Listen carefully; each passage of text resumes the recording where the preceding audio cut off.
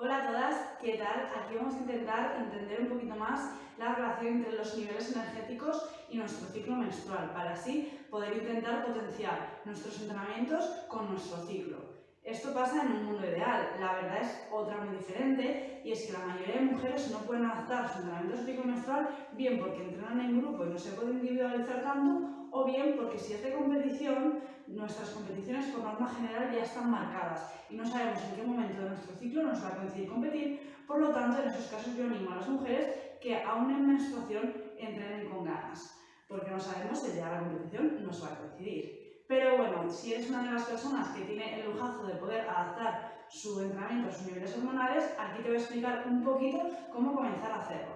Lo primero es entender cómo funciona el ciclo menstrual. Vamos a poner que un ciclo promedio son de 28 días, pero eso no quiere decir que si estoy por encima o por debajo de estos días, mi ciclo no sea regular.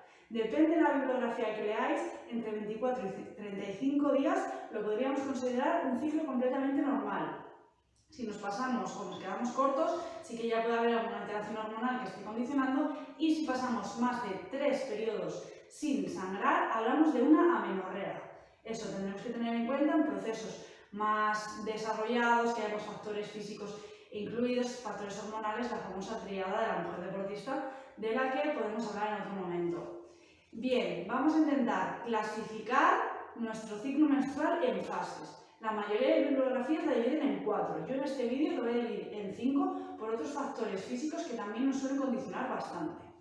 Bien, ¿cuándo empieza mi ciclo? En el momento en el que yo sangro, comenzaré esa primera fase menstrual y el inicio de mi ciclo completo. En esta primera fase, mis niveles parten de 0 y empiezan poco a poco a subir.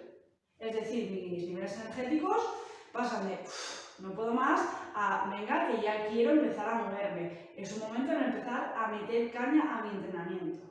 ¿Cuándo estaré en mi pico de máxima fuerza? Pues aproximadamente entre 6 días después, a ojo, que entraremos en nuestra fase folicular. Ahí nuestros niveles energéticos están al máximo. Entonces es el momento de meterle más carga física, más pesos, más CRMs, más intensidad de los entrenamientos, más hits, todo un poquito más intenso, porque nuestro cuerpo es cuando mejor nos lo va a permitir.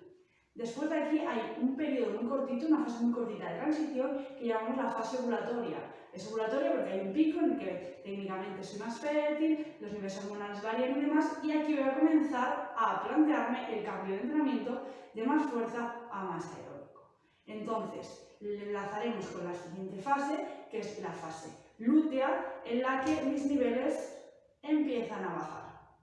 Entonces, intentaré cambiar las cargas por ejercicios más aeróbicos, reduciendo un poquito la intensidad, hasta llegar a la quinta fase de la que vamos a hablar, que es la fase premenstrual. ¿Qué sucede en esta fase? Que muchas de nosotras tenemos síndrome premenstrual, que aunque mis niveles energéticos me lo permitiesen, me imposibilitan mucho diferentes tipos de trabajo. Entonces, aprovechando que también tenemos un pico de relaxina mayor, es un momento más dedicado al estiramiento, a técnicas de yoga, a ejercicios de pilates, algo que se adapte más suave a nuestro cuerpo sin llegar a parar del todo. Y así tendríamos divididas las 5 fases de una manera muy sencilla. Luego habría que entrar a estudiar a cada una de vosotras, pero a grandes rasgos podemos verlo así, como que desde que empieza mi ciclo en el día 1 mis niveles empiezan a subir y empiezan a bajar, haciendo un círculo. Entonces, ¿qué sucede? Que, como he dicho antes, muchas veces no nos podemos adaptar. ¿Esto implica que yo no esté potenciando al 100% mis capacidades? No, ni muchísimo menos. Al contrario, yo, por ejemplo, animo muchísimo a las mujeres que compiten que entrenen en sus momentos más bajos, ya no solo menstruales, sino que anímicamente tampoco esté tan bien y demás, porque llegado el momento de la competición no sabemos cómo nos vamos a encontrar, ni en qué fase del ciclo vamos a estar, ni si estoy menstruando, ni si tengo el síndrome premenstrual, ni si anímicamente estoy regular. Por supuesto, en las condiciones ideales yo estaría a tope de energía y solo concentrada en la competición, pero como nos afectan tantos factores externos, tendríamos que tenerlo en cuenta para intentar llegar al 100% siempre a nuestra competición. Hablemos también un poquito del tema de la amenorrea que os he comentado antes. La amenorrea no tenemos que normalizarla, no hay que dar por hecho que las mujeres deportistas tienden a perder la menstruación, que es algo habitual, que cuando termina su ciclo de temporada vuelve, entonces no pasa nada. Si pasamos más de 3 ciclos, sin menstruar, tendremos que ver qué está sucediendo. Puede haber alteraciones de muchísimos tipos. Pueden ser que los niveles energéticos no sean suficientes porque yo no me alimente bien. Puede ser que mis cargas sean excesivas, que mi descanso no sea efectivo, que mis niveles hormonales estén fluctuando demasiado.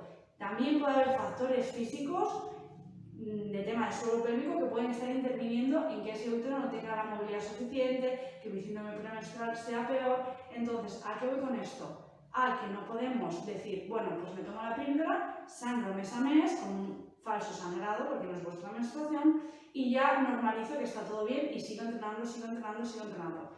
Para poder seguir avanzando tendré que parar, ver dónde estoy, cómo llegar ahí, solucionarlo y poder seguir aumentando mis niveles de carga. Si yo omito el hecho de que no estoy menstruando, que no estoy ovulando, que mis hormonas no están funcionando correctamente, al contrario de lo que creemos, nuestro rendimiento deportivo puede bajar y bastante, con consecuentes lesiones, con consecuentes impedimentos para realizar mi actividad física. Entonces, no hay que tomarse a menos este concepto, más allá, criar a la mujer deportista. ¿Qué más implica? Que baja la masa mineral ósea, la densidad. A largo plazo se puede traducir en una osteoporosis. Si la podemos prevenir desde antes, mejor. Trastornos de la alimentación. Si a mí mi conducta deportiva me implica subidas y bajadas muy fuertes, que yo tenga unos cánones estéticos, esto también se puede condicionar y no hay que tomarlo a menos.